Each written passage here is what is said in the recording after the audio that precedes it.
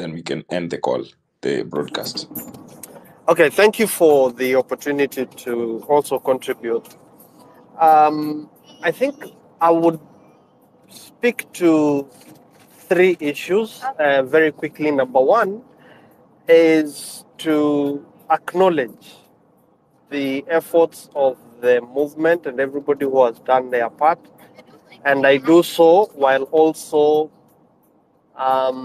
passing my condolences and respect to those that have died in the struggle. Indeed, they did not deserve to die. And like Robo has said, we need to always remember them. They must never be forgotten. And whatever efforts we will put in, we must ensure that they are never forgotten. Those are martyrs, those are freedom heroes. Their names should be etched in the history of our nation. Number two, I would wish to speak to the question of what William Ruto has attempted to do under pressure. I want to point out two things that are coming out, and it is very clear.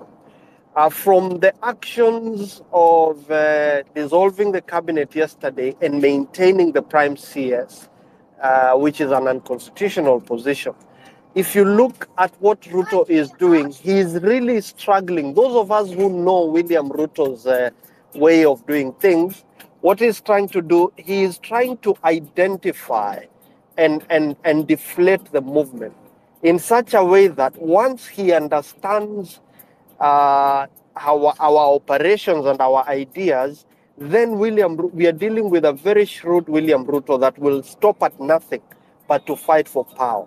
And I want to tell you something, as comrades. Yesterday, somebody called me and he was trying to read my mind and understand why we are pushing this. And he says, the government, you have a president who's listening, you have a president who has done what.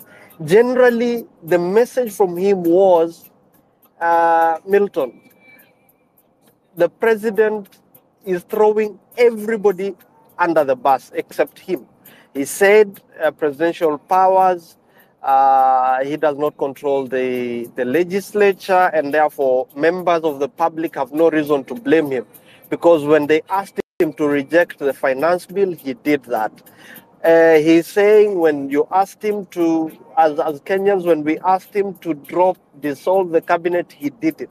So basically what he's trying to do is to say, okay, I am clean and everybody else can go hang. And this person ended with something that sent a cold chill down my spine, but renewed my resolve. He said, if you guys don't want to respect and accept that William Ruto has accepted some of their demands, then you're not going to push him out of State House. He is not willing to budge, and if you push him to go, he will go, but at the expense of the blood of your relatives.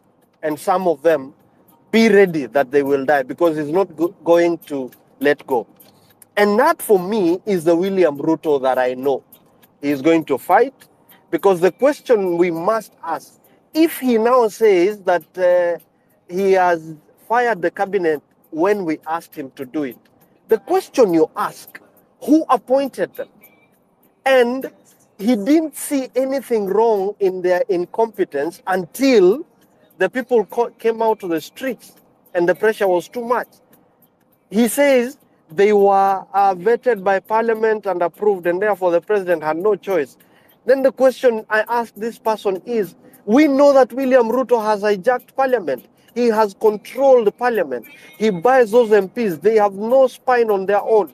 The people are saying they don't trust William Ruto, neither do they trust this parliament to vet even the new appointees. So in making my final remarks, I want to say that William Ruto has no intention of resigning himself or willingly handing back power that was delegated to him by the people. So he must be forced out, and the people must be resolute enough. And I have shared this because I wanted to pass it out that William Ruto says he is willing to kill more people to remain in power. That is why we must be able to be steadfast and say, look, we have no confidence in this parliament going to vet new CSs if he's going to appoint them. So in the absence of that trust of the people in the National Assembly vetting those people, William Ruto's cabinet will have no authority, will have no capacity to exercise executive authority. And what we must demand now is that just like he fired his cabinet, he must now fire himself and his deputy and let Kenyans decide through a transitional process that is anchored in the law. There is no shortage, and the lawyers in the platform will agree with me, that the Constitution is no short in terms of the legal options to have a new leadership, a new page in how our country is governed. As a people, we must remain steadfast, we must be resolute, and we must be out there demanding for better from those people. They cannot afford to show us the middle finger and continue to govern. Ruto is in self-preservation mode, and politically speaking, he has kept Musalia in office because he wants to tell Luyas, it is, you see, it is the Kikuyus who are fighting me. So I want to retain one of you so that he retains power. That is why today he forces Japheth Koome to resign and appoints Alangat to head to become the Inspector General of Police. He is basically telling everybody else, look, I am willing to throw Rigathi under the bus. It's just that he cannot fire him. But he is now playing political chess just to hang on to power. We must stop him. And those who are practicing and the legal fraternity, please, let us have as many litigations as possible against William Ruto and all his minions. The CSs who have been fired, we need a lifestyle audit. We need to demand. There is something that we need to work on. Something in the Constitution and all our laws that is called that people can vacate public office on account of gross misconduct. That phrase, gross misconduct, I strongly believe that the president has grossly misconducted himself and he must go. But we need the courts to interpret that phrase for us. What constitutes gross misconduct so that we can invoke it and read together with Article 1 of the Constitution and Chapter 8 of the Constitution on executive authority being exercised on behalf of the people. I can be read together with Article 10, Article 75 of the Constitution, and Article 232 of the Constitution on principles of public service. Because as it is, we do not need impeachment as the only route for a president to be removed from office. We can have William Ruto removed on account of gross misconduct. All we need to do is have that phrase in our laws properly interpreted by the courts, and I believe we can do something. It may sound academic from where many would sit, but I think it is something that we need to have addressed. Finally, there is a question of football Kenya elections. And I want to say this, I am the one who has stopped the sham elections and the charade that the FKF has been. And Nick Mwendwa and his people wanted to use an illegal process to sanitize an election and have their stooges put in there. And the reason for doing that is because of the AFCON 2027, where I am told they want to appropriate hundreds of billions into AFCON hosting so that they can eat more public money. I went to court when they sued me, and Robo is well aware of the fight that we have been doing, fighting corruption and bad governance at Kandanda House. The Football Kenya Federation and AFCON 2027 is the mega project, is the scandal they want, that William Ruto's administration wants to use to raise money for the campaign in 2027. We must be able to stop that process, and I want Faith and Cyprian and everybody else that means well, let us host a space where we can talk about the charade that the Football Kenya Federation administration has been and how they want to use that to siphon public money in the name of hosting AFCON, so that we make sure that we push FIFA, because FIFA is siding, the cartels at FIFA are siding with Nick Mwendwa so that they can continue eating. When the Kenyan courts have found that Nick Mwendwa was properly removed from office in 2021 and therefore they are in office illegally.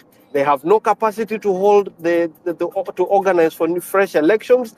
All they need to do is to go. But we must be able to resoundingly tell FIFA off, because right now it is FIFA that is holding Kenya hostage by saying, if you remove Nick Mwendwa and his stooges, they are going to sanction Kenya and therefore AFCON will be gone.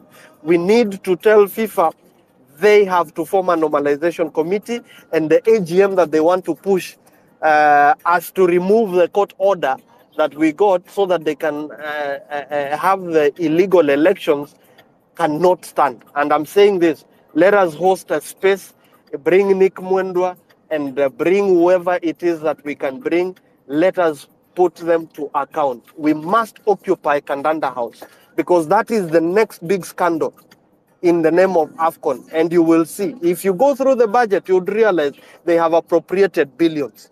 Those billions want to go into people's pockets. We must stop them. And a luta continua, we must say no to William Ruto and all his cartels who want to siphon our billions, possibly trillions, as they prepare to rig another election in 2027. Thank you. I don't want to overstay my welcome. I appreciate the opportunity. I appreciate the mic, but we can continue to engage on the sidelines of this space when it is done. Those who want to get more information about my position and how we can work together to make sure that we sustain the pressure, I am available. Reach out to me and we will be able to see what more we can do together to make sure that we keep all those people that have stolen our money accountable and we make sure that we reclaim our country. Thank you very much. Have a very good night to everybody. Thank you. Thank you very much, Milton. Thank you very much. So, unfortunately, guys, you'll have to allow me, that will have to be our last speaker of the night. I know many of you still have a lot you'd like to share with us. I believe we are at a stage of the movement where we must share ideas, we must give critical viewpoints of whatever is happening. But again, for the